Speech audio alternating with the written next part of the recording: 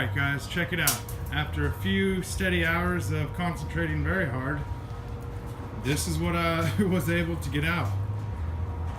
And this is the basic stuff that you need for the fuel pump, the relays, the lights, the blinkers. So I have my hazards, I have my brake lights. Then we'll go in here, turn on the lights. My instrument lights up. My running lights out there are lit up. So yeah, brake lights. And most importantly, of course, let me get the key. 1 second. I had it here. Oh, okay, the key's in the ignition. The blinker.